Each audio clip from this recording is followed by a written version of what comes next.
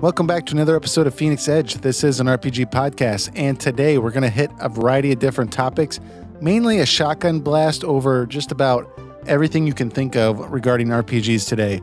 We started off with a little bit of formatting, but we went all over the place, and it's kind of hard to pinpoint down specific things that we talked about, but I will let you all know now what specifically we did address. So we began the conversation with our favorite RPG released this year. Eric actually picked his and then I went ahead and said mine, or I was going to, and Eric actually interjected and stated that he did not believe that what I picked was an RPG. So we had a little bit of a discussion there about what actually makes an RPG. We actually talked about quite a few other games in addition to the RPGs that we picked and why we thought they were so great, as well as venturing a little bit outside the beaten path regarding RPGs and hit some other games as well. Then we're going to talk about Tokyo RPG Factory. They came out with I Am Setsuna back in March last year, and coming next month, they're going to be releasing Lost Sphear. I was able to play a demo. You guys can too on Steam right now. They have an hour-long demo where you can play the game, and I just kind of gave my impressions with it, and we gave our general thoughts on I Am Setsuna and what we expected and hoped for the next game. From there, we dove into the unavoidable, controversial EA/loot boxes/microtransactions/DLC/government intervention. You know what? I don't know. You guys just have to listen. But basically, we covered everything regarding all the chaos that's been going on lately. We tried to tie it back to RPGs because that's mainly our first love here. But we had a good discussion on that before finally announcing the final game that we're going to be... I shouldn't say final. Why did I say final? The game that we're going to be discussing next week in detail. And I'll go ahead and say it right here. It's going to be Dragon Quest V. I'm currently running through it. I'm having a lot of fun. I gave some of my initial thoughts on the game. I'm a few hours in. Eric is a Dragon Quest V expert. He loves the Dragon Quest series. So he gives his expert opinion on that series as well.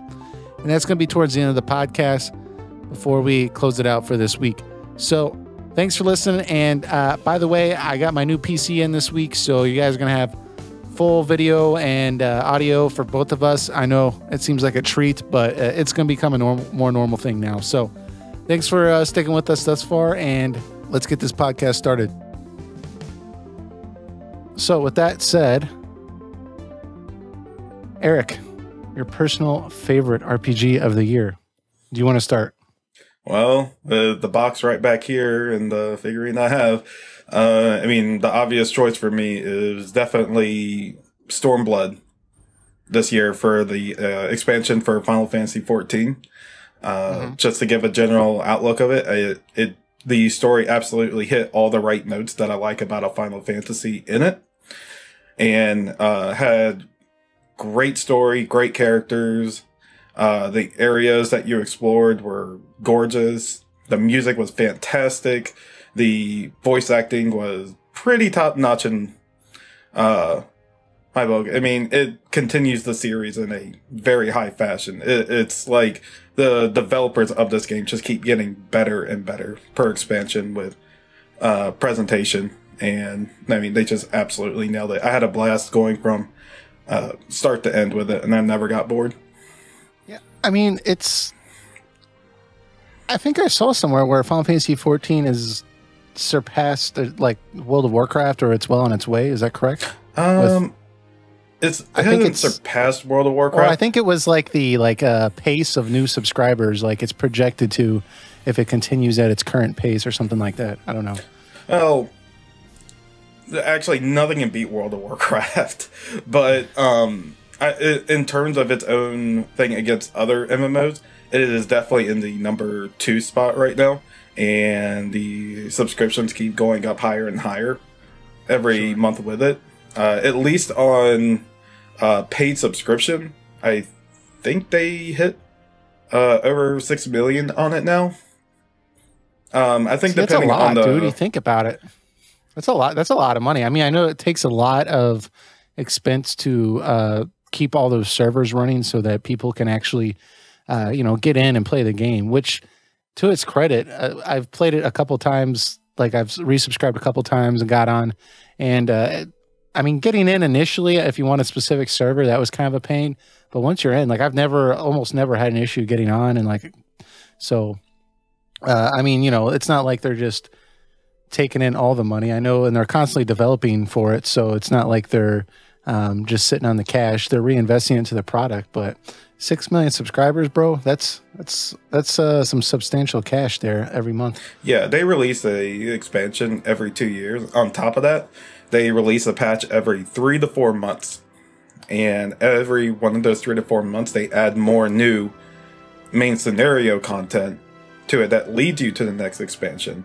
And they offer a lot of side quest story content that's very rich in its own right.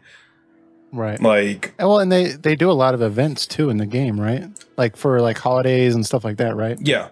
And they even do like cross collaboration sometimes. Like back then they did a cross collaboration with FF13 to celebrate Lightning Return. They done crossover with Dragon Quest, Final Fantasy 11.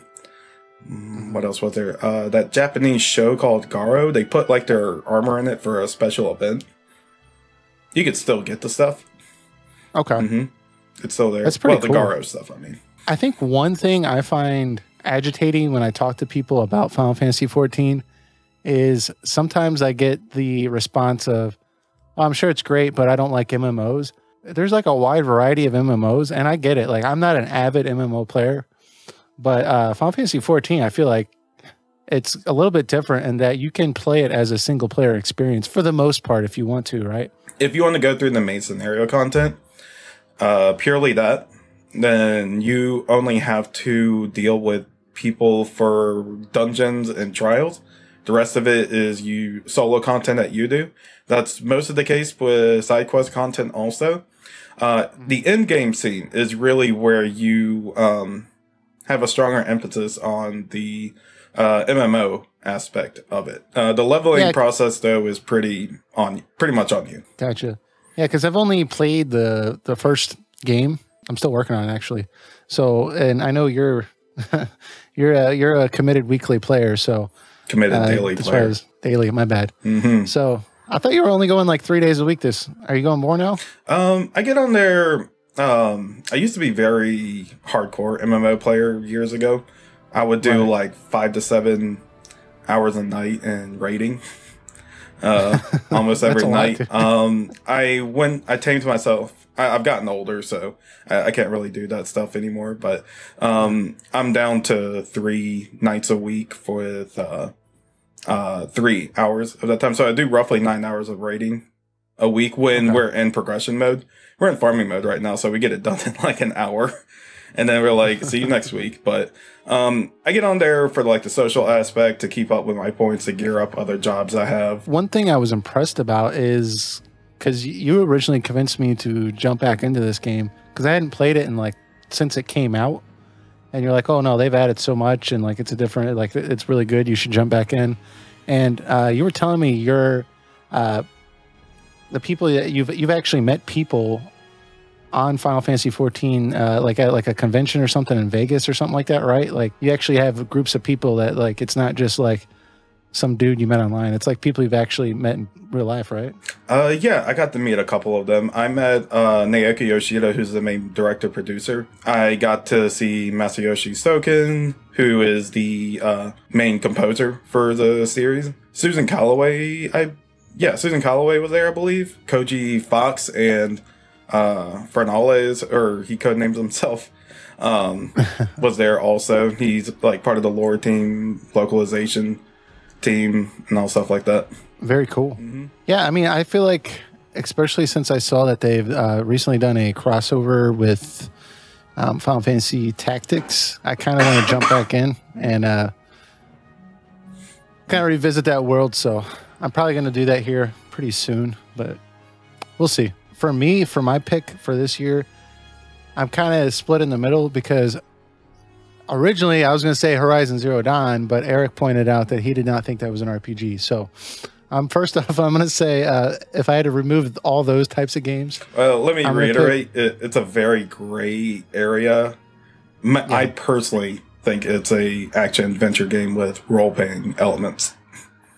Well, I would argue, I would counter that with what's the real difference between Final Fantasy 15 and Horizon Zero Dawn? Besides Horizon Zero Dawn being a better game, obviously. You can go to shops, you can buy equipment, you can craft stuff, you level up, you gain new abilities. There's a main plot. There's a beginning, middle, and end. There's cities. I don't know. There's NPCs. It feels like an RPG to me, but so if I was going to say like an action game, I would say something like Uncharted or something like that, right? But I see what you're saying. It is kind of a gray area because I feel like 15 years ago we would have said that was an action game. Because I remember in the 90s ish, maybe late 90s. I'm not that old. I used to think that like there was a very clear difference between like a game like Zelda: A Link to the Past and Final Fantasy, and to me like Zelda: A Link to the Past was an action game, whereas Final Fantasy was an RPG. But like it seems as if like how things have developed, they've kind of pretty much almost become the same genre, you know? Yeah, I think if you want to argue if it's an RPG or not, we kind of have to first define what an RPG is.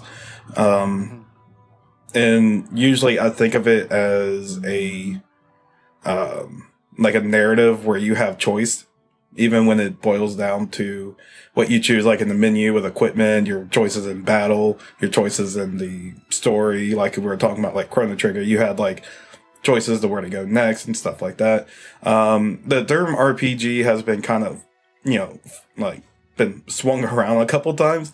So it's kind of really hard to define because everyone has their own definition of RPG now. And so if someone says like Horizon Zero Dawn is a RPG, then, you know, I won't argue with them because, you know, it's the term RPG feels so undefined now that, you know. Yeah. Yeah, like, sure. Yeah. RPG. Go with it. Yeah, because even like I was thinking about it the other day off something different. And I mean, even if you were to play like a shooter, a first person shooter, a lot of those games have RPG elements. Like, you know, you can level up or you can update your skills or your weapons. I mean, there's RPG elements, and a lot of them have like Halo has a very intense lore behind it, and there's like, you know, plot and everything. So it's not as if back in the, you know, Super Nintendo days, it was very easy to pick between the two because, you know, platformers would have like very thin, like basically a premise of a plot. And, you know, there was always some bad guy at the end of the level. And then, you know, role-playing games would be like much more cinematic or like kind of like reading a book, where it was actually like an in-depth story. There was a very clear difference, but I don't know. Yeah, it's hard to tell. I mean, I think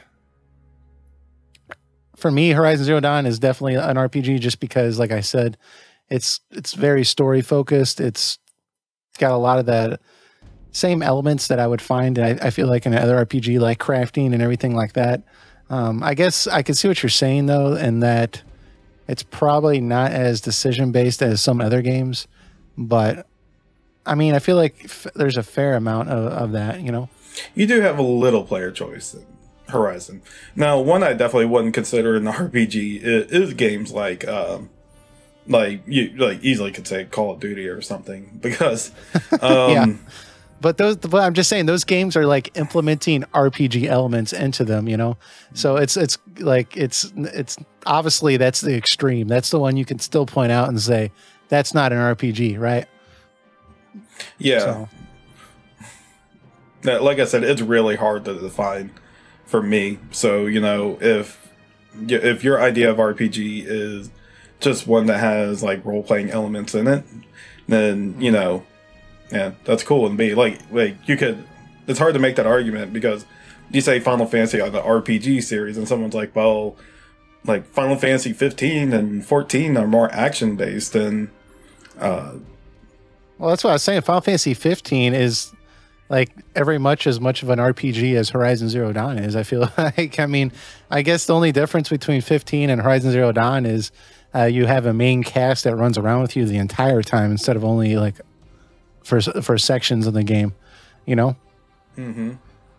Because I mean, they both have their skill trees. I mean, you go and buy equipment. I think if anything, you can buy more equipment in Horizon Zero Dawn, but I don't know. It's probably a little more story focused in 15, whereas Horizon Zero Dawn's kind of has that make your own adventure feel to it. For me though, if we're gonna allow that, I would have to pick that game because I didn't know what to expect. Everyone was telling me, "Oh, it's a good game, but it's not that great."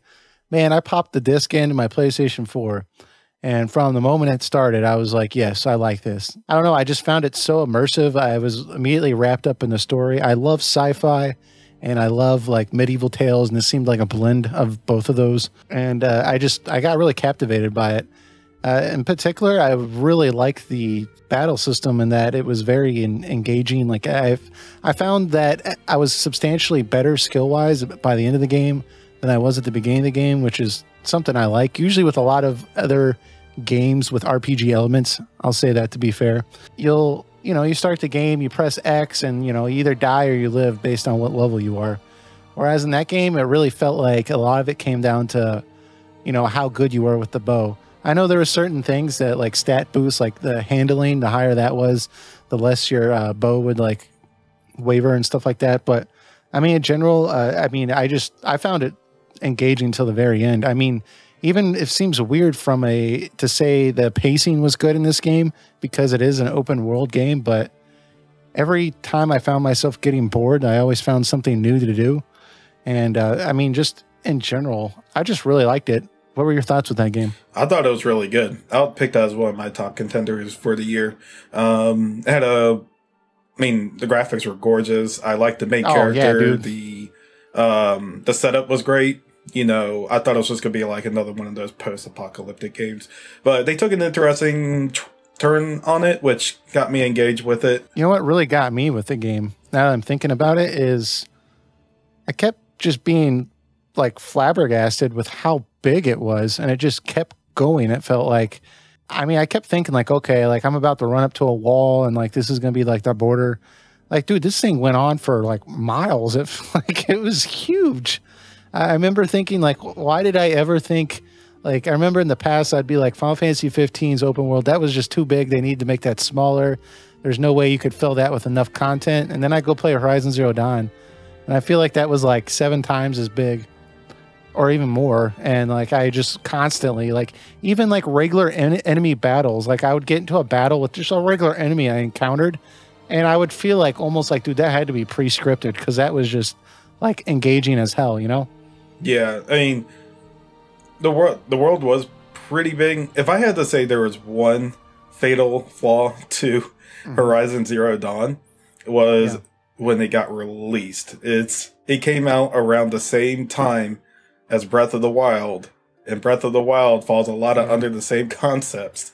And that was, I think Horizon ultimately succeeded as a game financially, but I think it just had poor timing in release. I think it would have been better off releasing a month before, a month after Breath of the Wild, after the hype for it died down. Because I know I didn't play it. I had the game like sitting next to me forever, unopened, just because Zelda was out, and I spent hours among hours playing Zelda every night.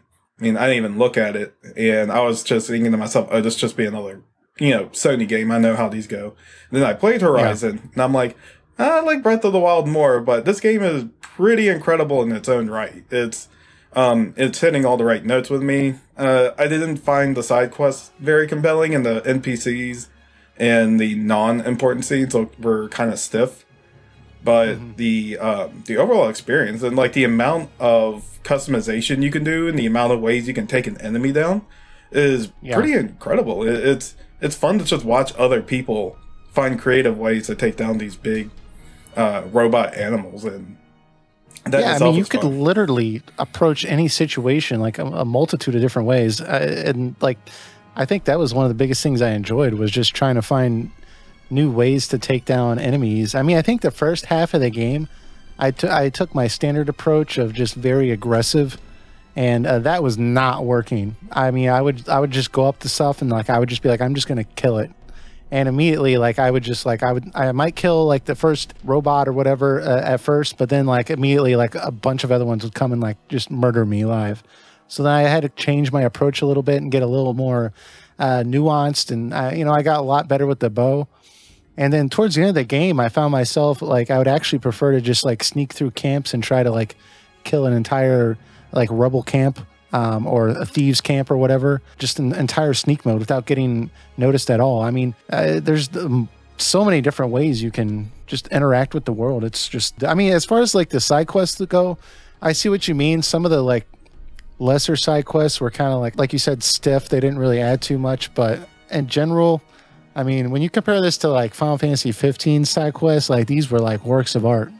Oh yeah, I'll agree to that. That the side quest felt more compelling in Horizon and Zelda than 15 ever did. Yeah, now that you brought that Zelda deal up, though, that was the oddest thing I'd ever seen, with so many people just like flaming each other back and forth online about like, oh, you like Horizon Zero Dawn, Zelda Breath of the Wild's better, or vice versa. And it seemed like the oddest thing to be like at war with, because Horizon Zero Dawn was not coming out on the Switch, and Zelda Breath of the Wild was not coming out on the PlayStation 4. And I didn't know why people couldn't like appreciate the fact that we had two great games coming out at the same time.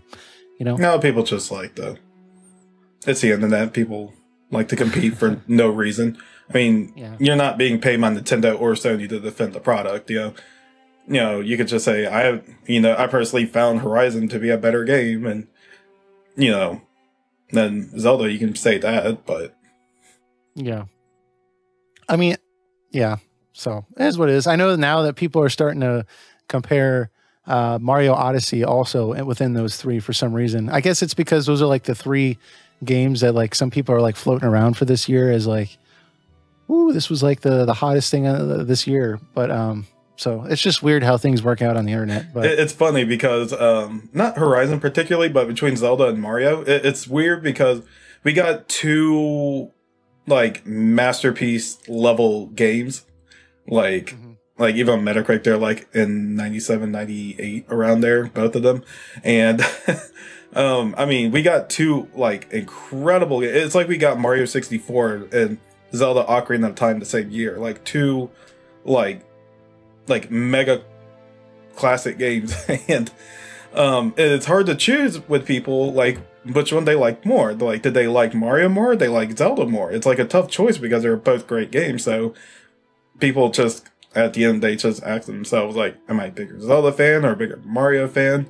And me, personally, I'll definitely say Zelda because I'm more of a Zelda fan. But, man, right. I put my hours into Mario Odyssey. That was incredible. I mean, I have a long history with 3D Mario games also.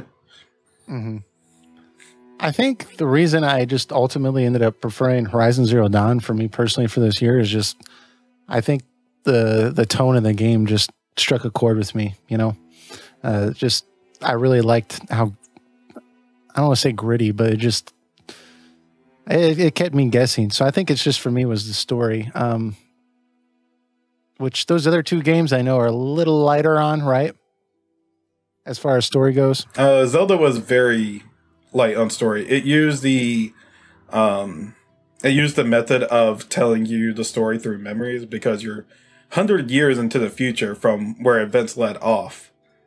So you're finding memory because you lost your memories, and you're finding your memories around the entire area, and you're getting yourself ready to fight Ganon, and you're finding out events of the past. Like, yeah, I even played Champions of the Ballad DLC this weekend, which was incredible. Also, people go play that if you haven't yet. But it delved more into the four champions a little bit, which was really good. Mario has the same shtick every time. It's Peach gets Bowser. I'm sorry. Peach gets kidnapped by Bowser. Mario needs to go save her. The gimmick is this time you have a hat that can possess other objects and beings. I feel like Peach is high maintenance. I mean, I was like, come on, like this just keeps happening. Like you got to stop. Mm-hmm. It's never about the story though. Even though like the last fight in that game is pretty incredible and what you have to do. The stories have never been. Is this going to spoil? Great. Okay, go ahead. Oh, I mean, Mario saves Peach from Bowser. Like, what do you expect? Do you think some like epic like? Well, I mean, I didn't see that coming. I don't know. Like, it was just like this is news to me. So Peach kills Bowser and takes over Bowser's kingdom. No, I mean, Yeah, it's the same thing. I don't want to spoil particularly what happens, but but it was really fun. gotcha. Cool. I'm kind of wanting another Mario RPG. I know it'll never happen, at least as the first one did with Square. Well, I guess it could happen, right? I mean, we've got. I shouldn't say never. A lot of Mario RPGs. Just, I know what you're talking about. You're talking about like the SquareSoft Mario RPG, which I personally wish we got another one of those also. But they're pretty much sticking to the Mario and Luigi and Paper Mario series. If the closest you are going to get is the Mario and Luigi series, if you haven't played those before, they remade the first one for 3DS. So you know what I think would be really cool? Now I'm thinking about it. What they could do is if they could have another Kingdom Hearts title come out on the Switch, right? And then they could visit like a Mario World. You have to get Disney on board with that also. Yeah, I know there's a lot of players, but I mean that would be really cool, dude. And I feel there would be a ton of hype behind that. Dude, or if they could like jump into like the whole like the Zelda timeline and everything, like, dude, they could go a lot of places if they could just just gently open that door a little bit and just nudge their way in there. I think I remember Nomura saying that like the Switch version isn't coming out for Kingdom Hearts 3, but after they finish the game and release it on PS4 and Xbox One, they'll explore the possibility of putting it on a Nintendo Switch, but no promises. Yeah, so that means like, don't. I just want to leave this room, so you asked me this. I got you. That's pretty cool. Well, I mean, I think other than that, if I was not going to be able to pick Horizon Zero Dawn, though, just to get us back on topic here, I was going to pick Tales of Berseria because I was really impressed with that game. That's the only Tales game I've actually played, which I understand it's supposed to be the best. I know there's probably some people out there that disagree, but dude, I was really, really impressed. There's quite a few things I didn't like about it, but for me, I'm a big story guy, and as far as the story goes, that game was on point. Yeah, it was a pretty good one. I would say it is a breath of fresh air after some stale Tales games that we got before it, like Zestiria and Xillia 2. Dude, I've heard so much hate about Zestiria. Like everywhere I've looked and Tales came up, like that game has come up. It's like, it seems like that's like the Final Fantasy 13 of like the franchise. Like, is it that bad? It's not that bad. It has a pretty stale, boring story. The characters aren't entirely interesting. It tries to do more of a open world, not open world aspect. And it's very vague a lot of times on where it wants you to go or what you want to do. And it makes you travel around places a lot to collect things. And it gets very tedious, very quick. And I'll tell you right now, I didn't finish it. I got about 30 hours into the game. And I got to a point that I just got frustrated with it and I put it away. I mean, it's just what the stuff they wanted you to do was just mind-numbing. And Xillia 2 I put down also because they had a really awful what was it called, like a debt collecting system, and you couldn't progress in the main story until you paid off the debt. That means you had to go do side quests and grind off monsters to get money to pay off the debt, and then they would let you continue the story. And I'm like, this is like the worst pace-breaking element I have ever found in an RPG in my life. You know what that sounds like, and that sounds way worse than this example I'm going to bring up.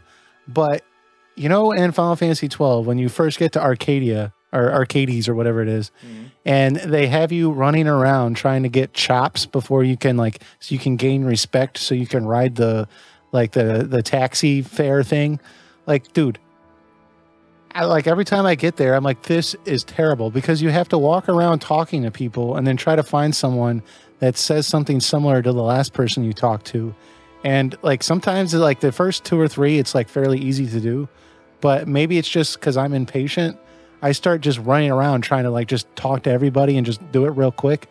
It is the most mind-numbing thing that I've ever done in my life for a Final Fantasy game.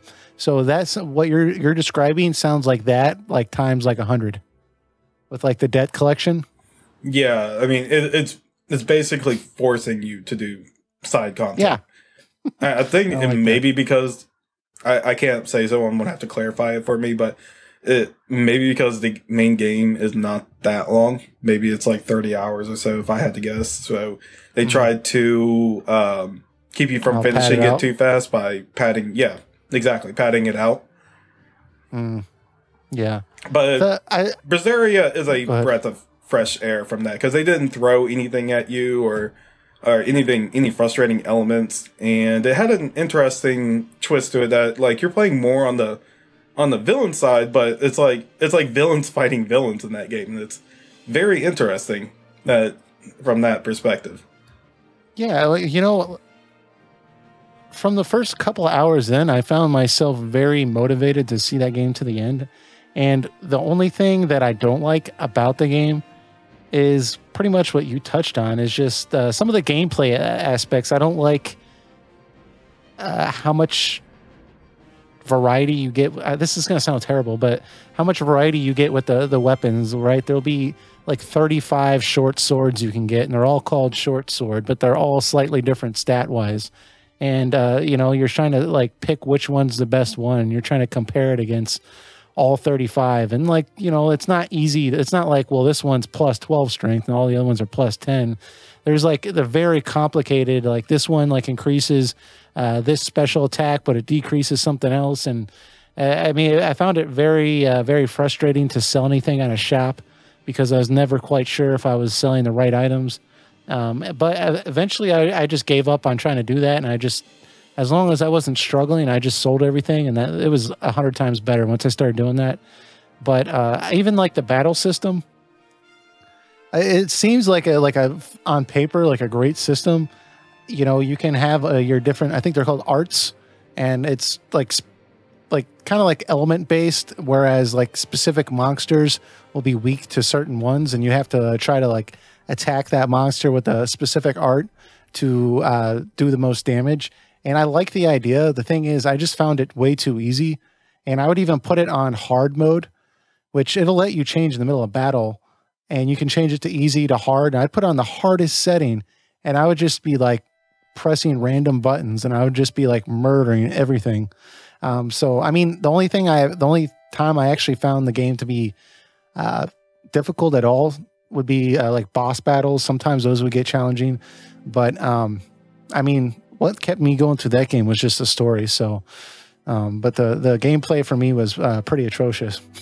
Yeah, I mean, that was the same exact thing with the weapon system, and I have a pretty general stance about RPGs that I think I've talked about it on here before, that RPG systems that make themselves too complicated or too complex for its own good, for the sake of not feeling like they're part of the, you know, the trend of like simplicity. Because it's a weird thing, because on one hand, people complain that like, oh, it's just the same thing, basic equipment system and leveling system, it's just a boring shtick. And then when they try to give you something new, a lot of the times people are like, why can't you just make it simple? Why do I have to go through this complicated thing? So it's weird, like developers can't, like, they can't win. They're like, what do you want? And I think that was the case, like with like the Tales series, is that people were like complaining to Hideo Baba, and they're like, well, you're just giving us like the same game different every time, which is like a different story, and they're keep trying to change up the battle system. But I think in turn that they're actually not doing it any favors, going too far from what people liked. I think for the next PS4, actual PS4 Tales game, because Tales of Berseria was still a PS3 game converted to PS4 here. I mean, it looked really good. I felt like I think it's a lot to do with the art style. I mean, they're not going for a hyper realistic look, so I felt like it worked very well for it. But yeah, go ahead. It has a nice aesthetic and everything, but I think they need to find what people like about the series, what people do not like what you've done in the past, and you just kind of need to like find a sweet spot. I thought Vesperia for 360 here hit a pretty good sweet spot. I mean, it looked gorgeous. It had a simple enough system. It added elements to the combat system that we know and love that made it more engaging. It did a better job with like combining combos and everything. And I think they should just explore, like, how can we take that system and make it even better? And I can tell they tried a little in, they tried a little in future games, but I feel like they kind of steered too far off.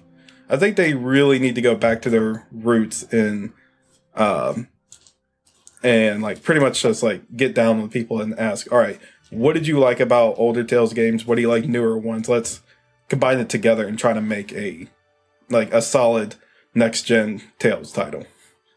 Yeah. Well, I think one thing they have going for them, which I do like, is that it seems as if, and correct me if I'm wrong, but it seems as if these games come out fairly often. Like, I mean, what was the time difference between, if you had to guess, between Tales of Berseria and the last one, Zestiria, right? I think like 2 years, maybe.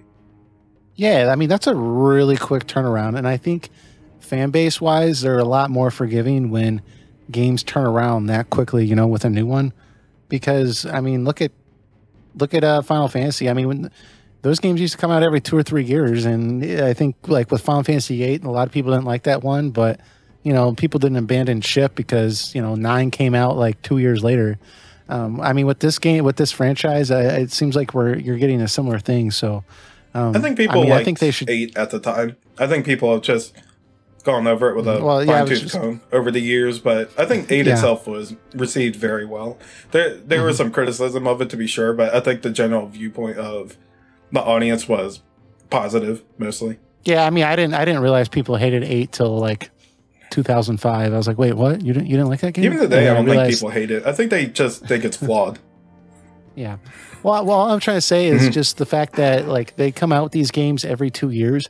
There's part of me that feels as if, and this is me just jumping into the franchise fresh and giving my thoughts here, but I just feel as if they should not get hampered down too much with like trying to create like this masterful game, because worst thing that's going to happen is if it starts taking like 5 or 6 years for each one to come out, you know, which I don't think would be a good thing. So I think as long as they can keep coming out with these games, I mean, clearly don't make a bad game, but if they can just keep tweaking them, like I think they'll be in good shape.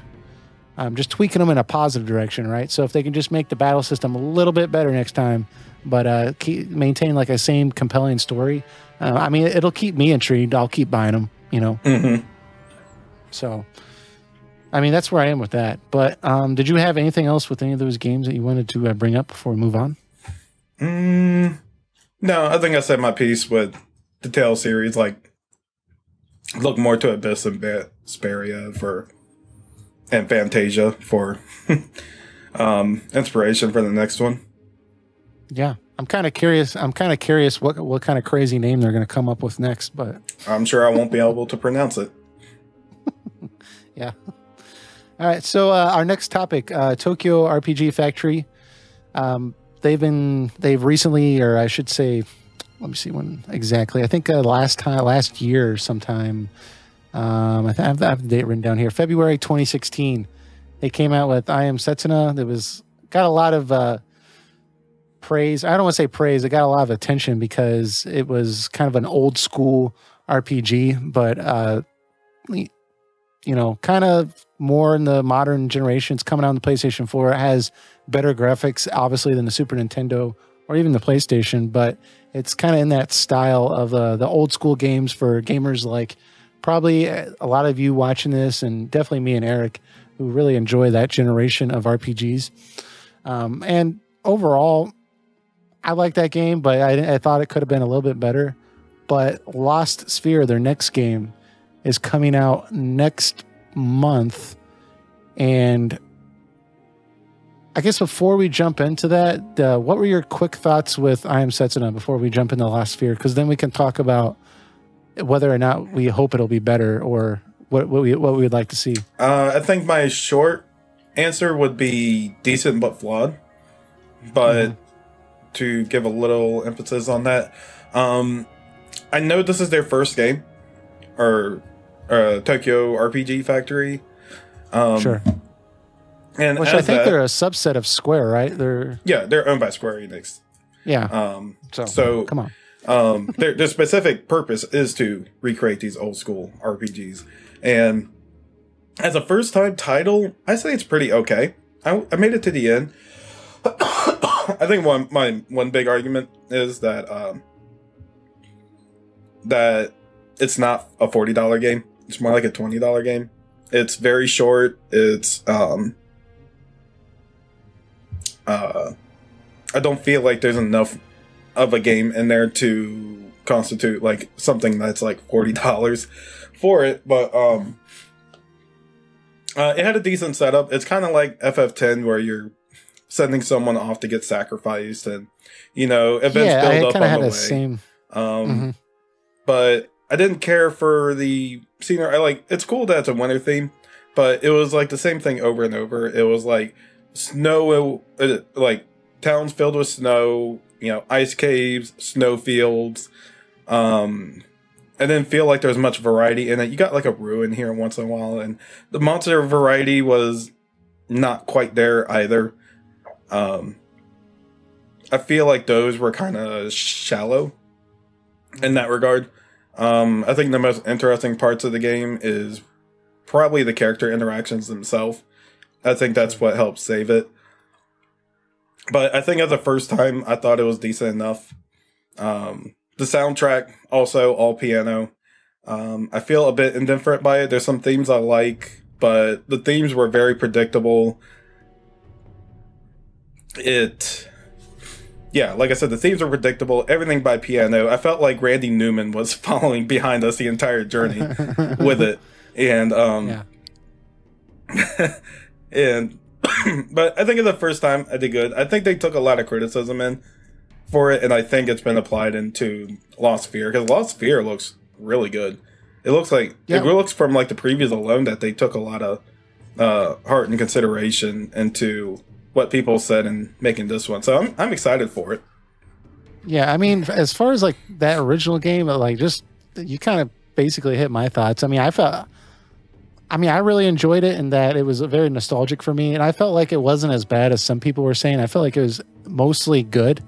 It's just, I think what hit me was, I know the team size for this game, I think was only like 15 people. It was real small, and I guess they're trying to do that to make sure they still had that creativity you get with small teams. And I think by doing that, I feel like if they just had a slightly bigger team, like I feel like the game would have been a little bit better. Like you would have had a little bit more of a variety of locales that you visited. I think the decision would have came down at some point to not have an entirely piano soundtrack, which, like you said, some of the themes were very, very good, and some of it was just kind of like, okay, I'm tired of hearing a piano, But in general, like I said, or like you said, for a first game, it was actually, I feel like, pretty promising. I think what really struck it with a lot of people was, or in a bad light with a lot of people, was that it was being compared to Chrono Trigger. And obviously the game was not as good as Chrono Trigger.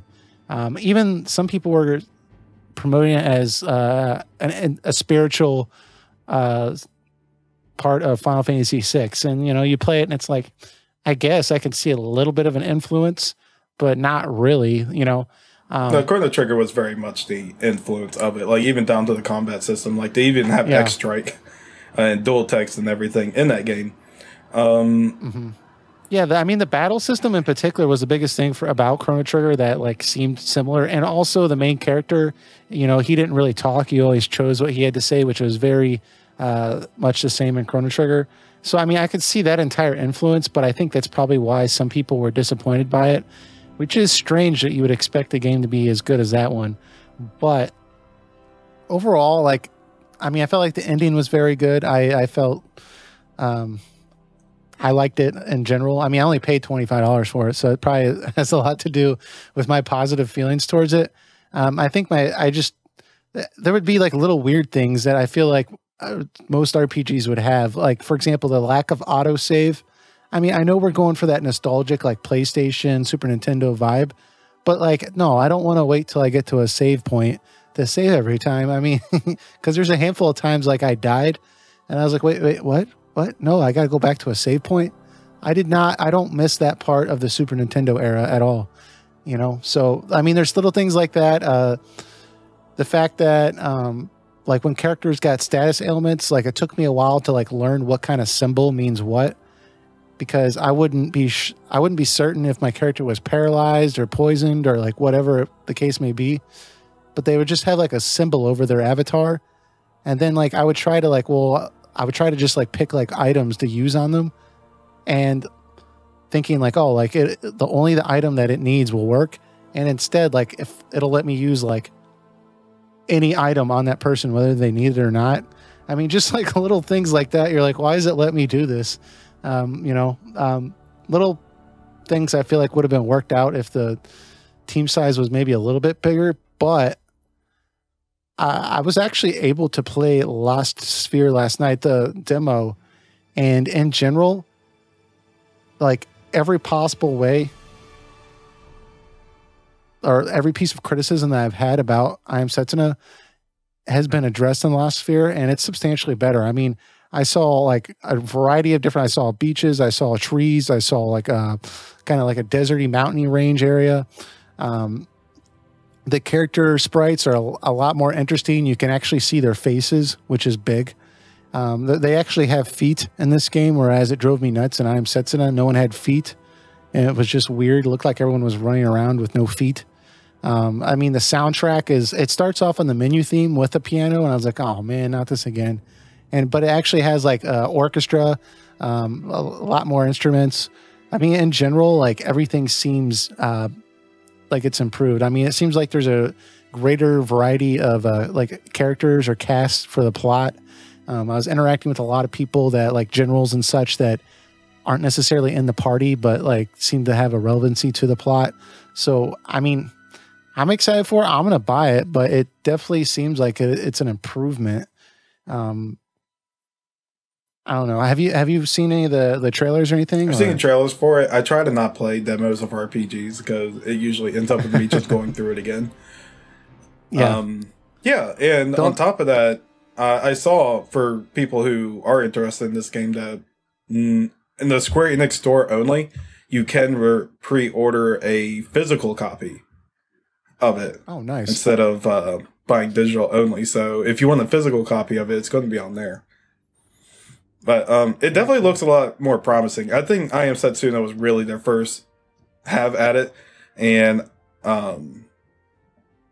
if they made Lost Sphear a better game from that, which was already a pretty decent game in its own right, then I'm legitimately excited for it. Yeah, I mean, I'm kind of like, I was playing the demo last night and I was thinking like, man, this is actually like, this is better than the first one. And I think if they can continue in that trajectory, I think if they come out with a third game, that one's going to be like truly, that could be, like a landmark title, like you would still play like 20 or 30 years from now. If they keep improving on the formula. One thing that it did occur to me while playing the demo, which I got a similar feeling in I Am Setsuna, was that they promote it like, hey, remember the glory days of these Final Fantasy games and Chrono Trigger, and like we're trying to recapture that, right? And when you play them, you kind of expect to like feel like you're playing like another Final Fantasy game that like never got released or something like that. And it definitely does not feel like that. It feels like it's its own franchise, which I guess is a good thing and a bad thing. Bad thing if you're expecting it to be a Final Fantasy game, right? But I guess it's good that it's going on its own trajectory, because it's kind of bad when you just become like a shell of this other great thing, right? So I mean, it looks like it's got its own style, and everything that it's flowing with. So I mean, I'm excited for it.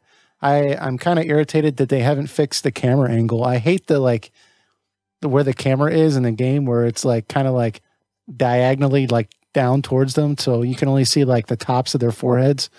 I hate that camera angle. Does that bother you? It depends. Usually stuff like that doesn't bother me. I don't know. I'm like, dude, I want to see your face. Because I think of like, Chrono Trigger, for example. Whenever those characters reacted to something, like they would turn around and like look at the player, and you could see their face and their eyes would get real big, and like, like they have very animated facial expressions. And you know, when the camera angle's kind of like at an angle like that, sometimes you can't see what's going on in their face, and I don't know. It depends on what type of animation you're going for. If traditionally, like, older games didn't really have too many facial expressions, they kind of had to make like arm and like animation for it. Like Chrono Trigger and FF6, like you see them just like making these like really out of their expressions because they needed to properly convey to the audience that, like, he's surprised, he's angry, he's sad. And they had to make those animations without any facial recognition because they didn't have the technology to do that. And I think they're trying to kind of recreate that here, where they're not using the facial structure to present like sadness or happiness or any other expression. So they have to depend on character movement, like arms waving around, or like they're doing like just jumping up in the air or something like that. That way they can express. And I think they're trying to bring that nostalgic feeling back for it. So usually showing the face isn't too important if you're using other means to express the character's emotion. Yeah, I guess I shouldn't have meant, I didn't mean just the face though. I meant in general, like I felt like just those Super Nintendo era games, like I felt like in general, I felt like the character sprites were more animated in what was going on. But I guess that is a good point though, because definitely in I Am Setsuna, I remember, you know, there was a lot of like, if they were sad, they would kind of like drop their head back, or angry, they'd like jump back and like their fists would be like kind of like shaking in the air and stuff. So I mean, in that regard, it wasn't you know, it wasn't like they were just like standing there while some dramatic stuff was going on. So I don't know. It was a good game, and I enjoyed the demo. So I'm looking forward to it. I'm going to buy it. Hopefully, it's not $60. I think right now you can pre-order it for $50. So I don't know how long it's supposed to be, but you know, I think it's $40. Like I Am Setsuna was. Oh, really? I think so. Don't take my word for it. Could be wrong. One thing I forgot to mention though, which probably should talk about it here real quick. The battle system on the game, on the demo, it's a lot more complicated than I'm Setsuna, and I think it's something I'm just going to have to take my time with because I didn't really like it at first. It was rather confusing. I mean, every character has like different shapes that'll appear in front of them, and you can move basically like an image of that character around the screen, and you can come up to an enemy, and any enemy that's in this like red shape in front of that character like will get hit by your normal attacks. So like your normal attacks could hit an entire group of characters, but it's really hard to explain, but it felt like it, like, I don't know, it didn't flow very well because half the time, like, it wouldn't let me like select where I wanted to select. And so like I spent a lot of time just trying to like find anywhere I could attack. And I'm sure it just came down to me needing to spend more time with it. I probably just brushed through the tutorial, when in this case, it's one of those tutorials I probably should have read more deeply. But I'm kind of interested to see how that plays out. I'm kind of disappointed that they didn't expand on the one in I Am Setsuna further, because I liked like the bringing the Chrono Trigger like link strikes together, and I was hoping that we were going to get this similar type of deal, but maybe I don't know, changed up a little bit. But it's still like an ATB gauge turn-based system. Yeah, it's still an ATB gauge. It's still a turn-based system. Yeah, so it's not like dramatically different, but it is different. I mean, they even have this thing where you can like morph into these like little armored like characters. It's really weird. It almost looks like a robot, but I guess it's like a suit of armor that like goes over the character, and you can do different types of attacks when you're in that form, whereas opposed to you're in your regular human form. It's I mean, it's different for sure, but it's still ATB. It's still very much that classic feel to it. So I don't know. Maybe they're trying to distance themselves from Chrono Trigger, you know? Yeah, it kind of sounds like they're trying to do their own thing right now. I guess I'll be able to give it proper criticism once I see it, but hopefully it's not too complicated for its own good. Yeah. I mean, I've tried looking up online, see some other people that talked about it, and in general, like the reception about the battle system has been fairly positive. Everyone said it's more complicated, but they like that. They were able to get in on it, so you know, it is what it is. I'm sure it's going to be a good game. So the other topic we're going to hit, there's been a lot of stuff and trending right now regarding with loot boxes and DLC and just microtransactions. And while we've been a little safe from that with RPGs to an extent, it's not quite as bad as I would say you're seeing with like EA and Star Wars Battlefront, right? It does seem like anything's up for grabs. I mean, but like, what are your opinions with this whole shenanigan? Oh, time to be a controversial podcast. I'm 100% against the idea of loot boxes. I'm sorry, not my cough, but I'm sorry again. I have a pretty strong stance against them, even down to a cosmetic level. Yeah. I'm more fine with it on a cosmetic level if it's like a free-to-play game like League of Legends, where sure, you know, it's purely cosmetic stuff that you get. Even though it's not League of Legends isn't loot box, that's you pay for what you get.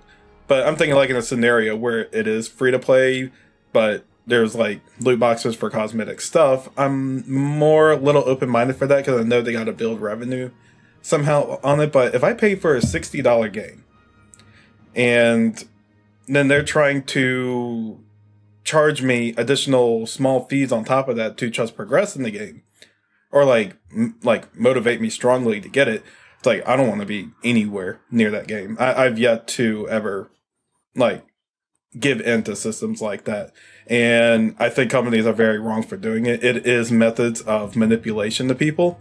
That being said, I know that they're having government involvement in it right now, which I'm not 100% for either. I'd rather give them an opportunity to self-regulate themselves and try to find a way to keep it at a fair level where people are not using like strong manipulation tactics on people or undermining us as players. But I don't know if they're capable of doing that. Like EA, Activision, big AAA companies get together, talk to each other with like the ESA and ESRB and go, it's like, okay, so where do we draw the line here? We obviously learned the tactics in Battlefront 2 do not work. We need to find a system that's not going to get people angry, so we don't have the government going down our throats about this, because if we don't, then that's exactly what they're going to do. And I mean, I don't think the government's going to help anything but like regulate, because here's the thing: you let the government come in on this, then then people are going to go to the next thing with them, and the next thing, and the next thing, and if the ESRB thing or event that happened in 1993 is any indication, that these companies are more than capable of self-regulating themselves if they're put in the corner, and you just kind of think they just kind of need to give them a chance first. And one more thing. People shouldn't really be going against the entirety of EA. I mean, there's tons of people that work at EA, I'm sorry. And I'm very sure most of them are good people, just trying to do a good job, make a good game. And it's very likely that it's the higher ups in suits coming down and saying, okay, you need to find a way to put these loot boxes and these microtransactions in your game. And I'm willing to bet that these developers don't want to do it, and they have to be the face of the game also when they come up to people and try to justify it. I mean, it's kind of, I can imagine the people at DICE are just like dealing with hell right now because they have to be the face of everything. But you know, EA definitely got the backlash from it. I think at least if nothing happens, that this sent a message out to other companies. And the companies I truly do care about, like, you know, like Square Enix, like, see this and go, okay, so we definitely can't take it that far. Yeah. Well, and that's, here's the thing. Personally, I don't, anything that's remotely competitive, I don't like the idea that, you know, somebody could just come in and just pay some money, and then they're going to have like, I've heard in particular Star Wars Battlefront 2, when they were having like right when the game came out, you could get like as crazy as buffs as like 40% extra like HP or defense, and in like 40%, like that's pretty substantial. So you're trying to play competitively, and like people are just it ruins the entire experience. So I'm not for that at all. However, like you said, I mean, just because you don't like it, like that doesn't mean I think we're at the point where we need like government intervention. I mean, it seems as if like the market's on the correct path of self-regulating itself. I mean, there's massive discontent regarding this. EA's stocks are going down. I mean, every new game that's come out since then with EA, like there's been like this massive amount of discussion about like, well, is there any loot boxes in it? Like, does it ruin the game? They really have a magnifying glass over themselves. So I'm certain if we just like everyone just calm down for a little bit, keep the fire under them. But like, I'm pretty sure like they're gonna correct themselves. I mean, I know the trajectory right now is pretty bleak because even you brought up Activision. I saw recently where Activision originally came under fire more recently came under fire because they filed for a patent for a specific strategy. They claim they haven't used it yet. They just thought of it and they wanted to make sure like they had the right to use it. But basically, it's a strategy of microtransactions or loot boxes in which, let's say that you enter a match, like a shooting match with someone. The game will automatically put you in a match with people that have paid for equipment that's barred, under microtransactions. So they'll put you in a match with someone who has a high-powered sniper rifle, and you'll just be getting obliterated, and you'll over and over again until you buy the sniper rifle. And then after you buy the sniper rifle, they'll put you in matches with other people that have not bought the sniper rifle, right? And then until, I don't know, 10 or 15 matches, and then they'll stick you into another match with somebody else who's bought something else and just let you get like just wrecked until you buy that next thing. And like that type of like behavior where people don't know that's happening, like that to me is like really dishonest. So if we go down that route, like I'm going to be very, very unhappy. But just like you said, I mean, people are going to find out about this stuff, and all you got to do, you don't need somebody to regulate it. You just got to not buy it. I mean, that's what's going on with Battlefront 2 right now, is that their sales, I don't know if you saw recently, but their sales are abysmal right now. They didn't, in physical sales in North America, they didn't break 1 million when Call of Duty, like within the same time frame that Battlefront 2 came out, like did so much more than that. So right now in EA's eyes, this game is definitely not kicking off right now. So right now, wallets are definitely talking. Yeah, so it's like, hey, EA, like you thought you're going to make this much money, but if you want to keep doing this crap, look how much money you're losing, and eventually they're going to come around and they're going to say, okay, well, we'll stop doing this. Now, if they want to offer like some DLC, or I keep saying DLC, but I'm using it interchangeably with like microtransactions, and I don't like loot boxes at all. Like those are that just seems like gambling to me. But like microtransactions and that, like you can buy aesthetic, like items like outfits and such, I don't really mind that too much because that's not really hurting the competitive play for a game, right? So that doesn't particularly bother me as much, and I kind of understand it. Games are more expensive now, and no one's going to pay, or not too many people are going to pay $80 for a game that took 5 years to come out. So they either have to make the game cheaper, or they have to try to find some other way to recoup their costs. I mean, I think that's taking it a little too far for them to say they have to do this, because, I mean, for games like Star Wars, any Star Wars game, besides Battlefront 2, I feel like has been massively successful. Even like Final Fantasy games, like those have always been, for the most part, sold very well. So it's not like, hey, if we didn't have this, we wouldn't be able to pay the light bill. But I understand that, that's the nature of the business. So for like aesthetic reasons, like I'm okay with it. But yeah, I mean, like you said, money talks, and I just I think if we just keep not buying games that have this stuff in it, then they're eventually going to have to stop. I mean, the only problem with that logic is where I have seen where like they say that 5% of the people playing these games are making the company the most money, right? Because they're, you know, all they need is that one guy that'll spend like $4,000 and like microtransactions, and you know he's paid for like like The whales. 40 people. Yeah, like it's just like, you know, and it's like, how do you compete with that? But it sounds like you know, it's taking it to a new level with Battlefront. So I think that's definitely getting people's attention. I only wish this happened like a year and a half ago, so that maybe like that would have scared Square Enix with Final Fantasy 15. But what can you say? You know? It's kind of hard to compare 15 to that. I mean, 15 isn't pulling microtransactions on you. You know what you're getting. Dude, EA makes Square Enix look like amazing. Like, at least with Final Fantasy, like we're getting like story content. It's not like, it feels as bad as like I feel saying this. Like, at least what Square did was like more enjoyable than what EA's doing. They're just ruining the experience, you know? Yeah, and in terms of you thinking EA will turn over a new leaf, I'm highly doubtful of that. Well, I think at best they either will or they'll become a very, very small company. At best, they will do two things. One, they'll try to bring the microtransactions back in a positive note, or two, they'll drop microtransactions and they'll come up with the next evil way to get more money out of us.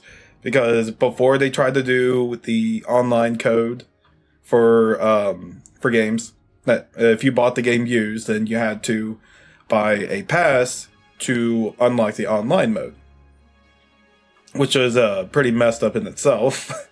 Just so they could get the news. I'm sorry, the news sales in, and it's just, I mean, it's just one evil thing after another, and I don't trust them. And this is one of the reasons why I'm slowly dying away from AAA games today. I mean, some companies I'm still going to buy for. I mean, I still like Bethesda. I still like, for the most part, Square Enix. And who else? Nintendo, of course. But I think just like every year they're just aiming me towards the indie game scene more. Like, I can't remember the last time I bought an EA game, so I'm not exactly upset or anything about this, but I'm upset at the idea that these companies are now starting to believe that they need to make open world and multiplayer games so they could better sell these microtransactions. So, you know, it's possible that we may, from these companies at least, not Sony. I know Sony said they wouldn't do this, but they're not willing to make linear games anymore, or like good story focused driven games anymore. Because it's hard to sell microtransactions in them. And that's just pretty disappointing. Yeah, I mean, I understand the logic behind it, because if you can make one game over a course of 5 years and make money on it every year, as opposed to making 6 games or like, you know, 3 of them make money, 2 of them don't make money, 1 of them breaks even. You know, I can understand these companies wanting to do that entirely, but it's just sad because I feel like there's other routes they can take. I mean, I feel like, I don't know, I don't need a game that's like as realistic as you know, everyday life. I mean, I think games like we were talking about with Tales, with that aesthetic, with that like kind of, it's not hyper realistic, but it still looks very polished. Or even Zelda Breath of the Wild. I mean, like, there's other things you can do that aren't going to be as expensive, that I think would, you know, bring down the cost, and they wouldn't have to do a lot of these things. But we're definitely in a graphical bubble right now, and I think aesthetics are the way of like hitting the next stride for that. I mean, just the shortest way possible to say that, but yeah, games like Breath of the Wild just look gorgeous just because of how well the art style is translated to the game. Well, I think that's why the Nintendo Switch is doing well and will continue to do well in the future, because I'm assuming that it's going to be cheaper to release a game on the Switch than it would be for a PlayStation 4, right? So if I was a developer, I'd be like, dude, people are buying this Switch like crazy. Like, we're going to develop games for the Switch because it's just cheaper, you know? So I don't know. Oh, your mass audience is still like the Call of Duty players and the Battlefield players. So, they're definitely going to pick like a PS4 and the Xbox over a Switch. But I think, absolutely. I think so there's certain games that wouldn't work for the Switch. I think the Switch is where you're going to get like the unique AAA games and a good amount of AA games on top of that. It's kind of like how the 3DS was, where it had a lot of high quality AA games on the handheld. I think Switch is going for the same thing. Yeah. Yeah. I mean, I think you said it earlier, Bess. I mean, I'm starting to just be a little more hesitant about AAA games in general. I mean, one thing I do not want to happen is for, if the ESRB jumps in and is like, okay, well, we need to make sure any game that's released on Steam or wherever the case may be is properly reviewed so we can make sure there's enough disclosure. We can make sure that, you know what you're buying. We can make sure like these things are not happening that are making everybody so unhappy. I mean, if we start going down that route where games have to go through that review process, I can only imagine that that's going to add to the cost and expense of releasing a game. And that's just going to put a filter on all these indie games. Well, not all of them, but a lot of the real small ones. It's just going to make it that much more difficult to come out and release your game on like Steam, for example. So I don't know if that route too is the way to go. I've seen that a lot being proposed. That's what the ESRB is supposed to be doing, is regulating all this. And in terms of the gambling thing, it's very gray area right now if loot boxes are considered gambling, because what gambling is considered by ESRB is, using real money to get to gamble for real money currency in return. But what you're not technically getting real money in return, what you're getting is in-game items to progress your character. So what they're trying to do right now is they're trying to prove that, these in-game items have the same type of value as real currency. And that's what you have to do to fight against it. And that is a little bit in a tough battle itself, because even ESRB is saying right now that it's the loot boxes are not considered gambling. And a lot of people are disagreeing with that. It's a very gray area. I kind of see both perspectives of it, but I think personally it promotes a manipulative behavior and, manipulates people into wanting to buy this stuff. And I think that in itself isn't great. And like I said, give the companies a chance to regulate themselves and find a way to make sure that, they're making a fair system where people don't feel manipulated to buy this stuff.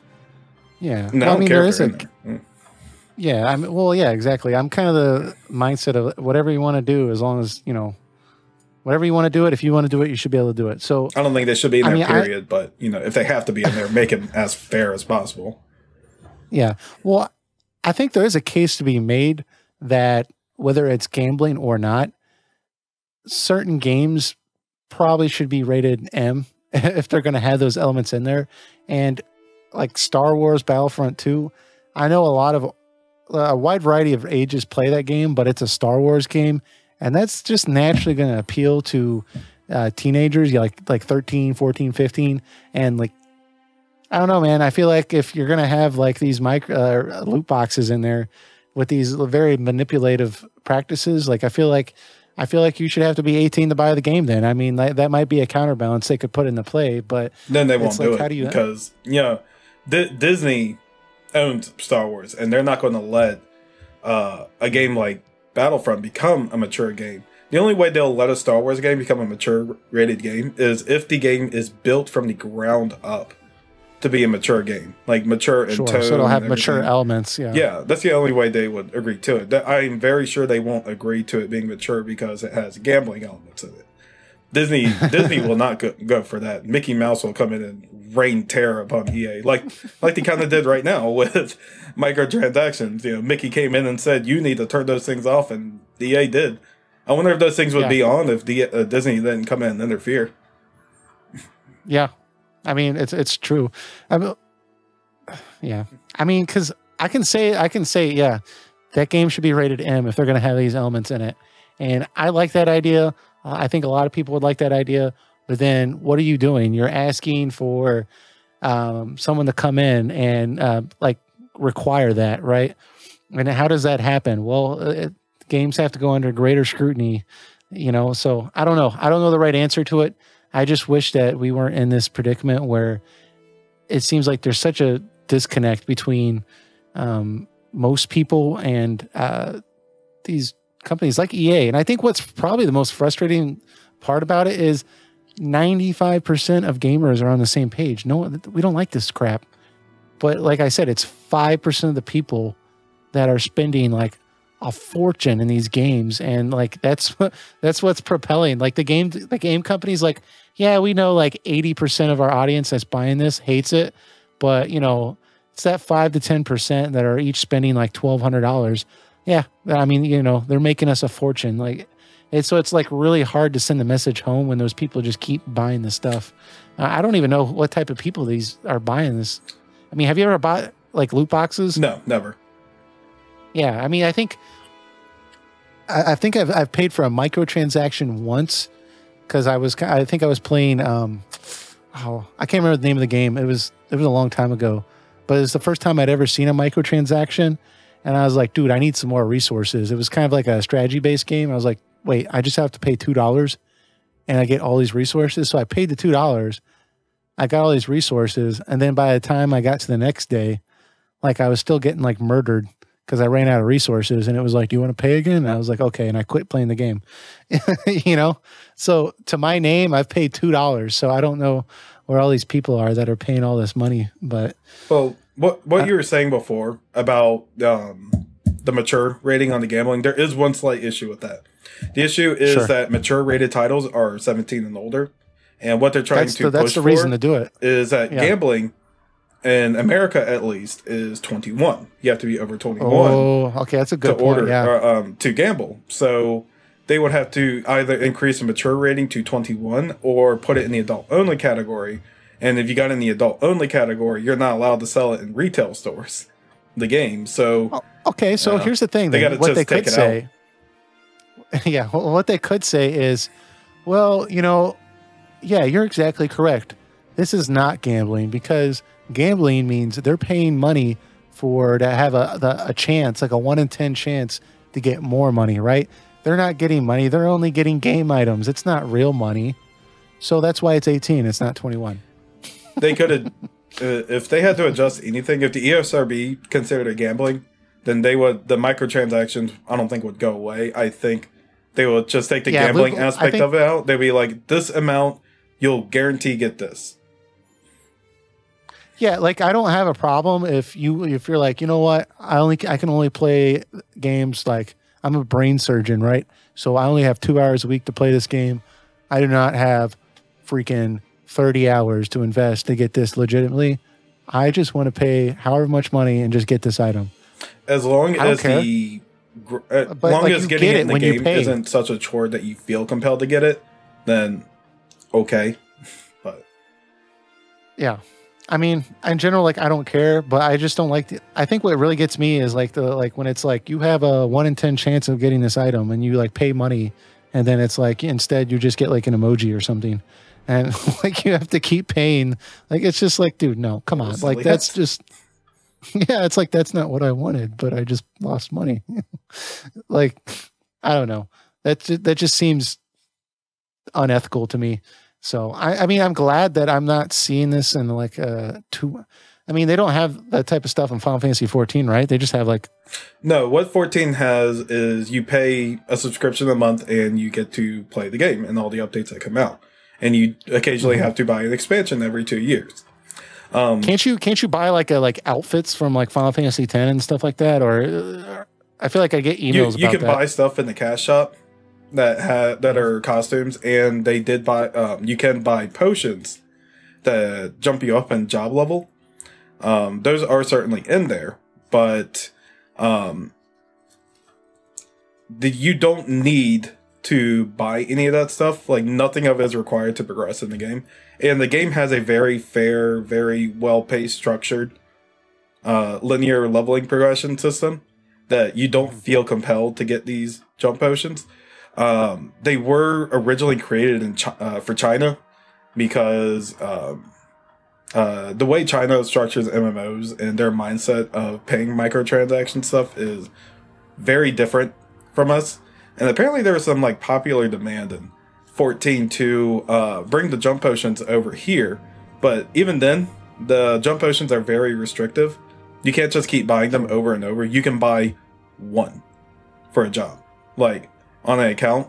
Like, you can't buy like unless they've changed it, which I haven't checked, but you can only buy one job potion for a character. Yeah. So what you're saying is there's a very tiny bit in Final Fantasy 14.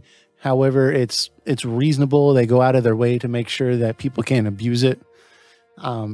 So, and that's really all they got to do. I mean, I don't like if you're playing a game that's supposed to be semi-competitive, I don't like the idea that, like, you know, you can invest all this time into it, but somebody else can just drop down a $100 bill and, like, you know, and just wreck your world. It really kills the experience. But I think, like you said, like we've been saying, and we can keep going on this, but I mean, I think that as long as people just stop paying for this stuff and we just keep making enough noise, I think that, you know, it is going to stop. I don't see why we need somebody to jump in. But did you have anything else you wanted to say on this? Not really. Just in short, give the companies an opportunity to self-regulate themselves. We don't need government to get in unless it's absolutely necessary that government jumps in. But if they haven't, give them an opportunity to self-regulate themselves first, and then we can talk about if government needs to get involved or not. Right. And just to add on top of that, I think some people are confused because they don't know why people are saying don't have the government jump in on this, because they're like, well, if they're going to stop the microtransactions, why would that be a bad thing? That would be a very good, or I don't really care about microtransactions. Like I said, to me, it's like a lot of like the loot boxes where it's like a percentage based thing. But any of that, if they stop all that, that would be great. I wouldn't have a problem with that stuff. But the problem is once you start like letting them regulate that, they're going to put their eyes on other things within the gaming industry. And it's just going to really just muddy the waters with really sinking their teeth into trying to regulate the content that's in games.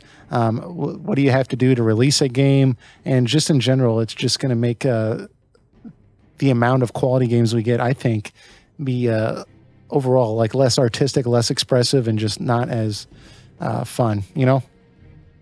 So, would you agree with that? Mm-hmm. It's just one game. Yeah. I just want to play fun games again. Yeah. But with that, I think that about concludes all the topics we have for today. Next week, we're going to be discussing Dragon Quest V. I'm currently playing through the game now. I've never played it before. I know Eric said it was one of his favorites, so I'm playing through it right now. And thus far, I'm only a couple hours in, but I have some free time after Tuesday. I'm gonna have a lot more time here, so I'm gonna plow through that thing. And thus far, I really, really like it, dude. I'm playing the DS version, so how much of that game is different from the regular Super Nintendo game? Like, because there feels like there's a lot of like plot and such. Is that added onto the game, or was that all in the regular Super Nintendo version? It's minimal differences. It's mostly they use the graphical aesthetics of Dragon Quest VII, the original one. Mm-hmm. They added a third bride in the game. Okay. There are very minor differences. Not enough that it changes anything. So for the most part, you're getting the authentic game. They just put a new coat of paint over it. Cool. So it's like it's not like a complete like remake. Like it's like you would compare like the Final Fantasy VII remake to Final Fantasy VII, where it's like, yeah, it's kind of similar, but it's actually vastly different. This is pretty much the same. It's just updated, right? Yeah, mostly updated. Like 2D sprites with 3D, with like 3D scenery. And it's like a top-down type of thing that you can move and spin the camera. And the traditional, in the old Dragon Quest V, the first one was just like your typical 16-bit RPG aesthetic style, you know, over the top. You can see most of the town. Yeah.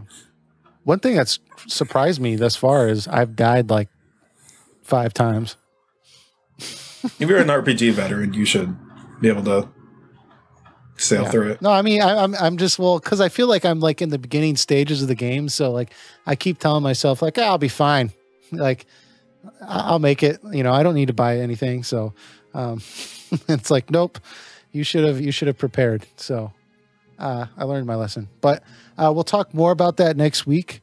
But other than that, if you're listening to us on iTunes or whatever podcatcher you have, Pocket Cast or whatever the case may be, you can find us on YouTube. Just type in Phoenix Edge. Probably have to type RPG Podcast, and we'll come up there, and you can watch the video version of this podcast. And if you're watching us and you're like, hey, I like your guys' podcast, but I really want to listen to you in the car, you can get the audio version. I'll leave an audio, like the link to the audio version in the description, and you can listen to the audio version of that there.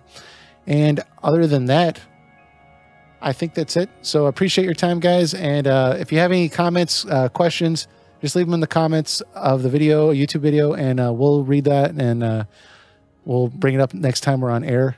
One thing we do have to, I forgot to bring this up. Episode Ignis, that's coming out in 3 days. I'm going to have to play that as well. So we'll have to address that after Dragon Quest V, huh? But are you going to pick that game up, or? Maybe. I'll think about it. Depend on the reception. I'll think about it. I'll think about it. Okay.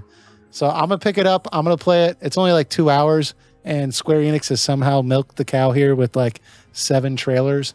I swear to God, I see a new trailer for Episode Ignis. Like so many trailers, you've already gotten the full story. Yeah, I know. Dude, I just saw another one. They were like showing off like all the new cooking elements in Episode Ignis. I'm like, dude, what? Like he's like on a rooftop like cooking. I'm like, why are you releasing more? Just one trailer. The game's 2 hours long. I don't need 7 trailers. But you know, whatever. I'm sure it's going to be good. It seems like it's going to add a lot to the story. So I'm going to play it, and I'll let you all know what I think. But we'll have to wait for that. So we'll catch you again next week. Take it easy, guys. All right, take care, all.